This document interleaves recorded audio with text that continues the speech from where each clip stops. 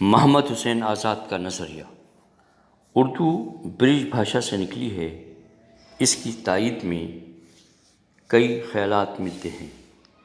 اس سلسلے میں سب سے پہلا نام محمد حسین آزاد کا لیا جاتا ہے۔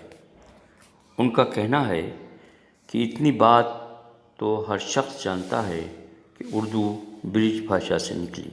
میں اسے دوبارہ پڑھتا ہوں۔ ان کا کہنا ہے کہ اتنی بات تو ہر شخص جانتا ہے کہ اردو برج بھاشا سے نکلی ہے۔ مولانا امام بخش صاحبائی نے آثار الصنادید کی تقریض میں اس کی تائید کی ہے۔ اس خیال کے پیچھے کچھ تاریخی اور لسانی وجوہات بھی ہیں، اس لیے کہ اردو نے برج بھاشا سے کئی لسانی اثرات قبول کیے ہیں۔ بعض ناقدین کے مطابق برج بھاشا کے تعاون سے ہی اردو لہجے کو معیار حاصل ہوا ہے۔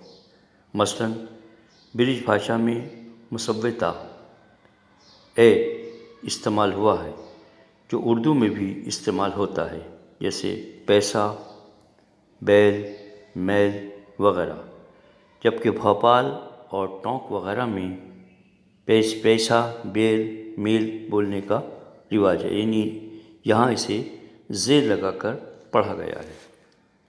دراصل عہد قدیم میں سنسکرت زبان و ادب ایک نمایاں حیثیت رکھتی تھی، لیکن بعض زباندانوں کی پابندیوں اور جکڑ بندیوں کی وجہ سے ضرورتوں کی بنا پر سنسکرت کی جگہ پراکرت نے لے لی، جو عوام کے مزاج کے زیادہ قریب تھی۔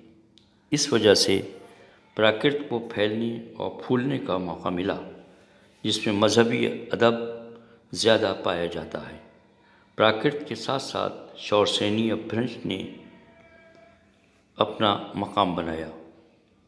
شور سینی اپبھرنش متھرا اور اس کے اطراف میں بولی اور سمجھی جانے والی مقامی بولی برج بھاشا عوام کے دلوں اور ضرورتوں کا مرکز رہی۔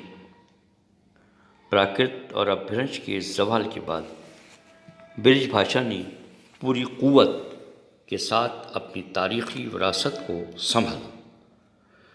دور جدید کی دو بڑی زبانیں ہندی اور اردو قواعد کے اعتبار سے برج بھاشا کے بہت قریب ہیں۔ صرف رسم الخط کی بنیاد پر دونوں نے اپنی جداگانہ حیثیت منوائی۔ اس لیے بعض ماہرین لسانیات اردو کو برج بھاشا کی دین کہتے ہیں۔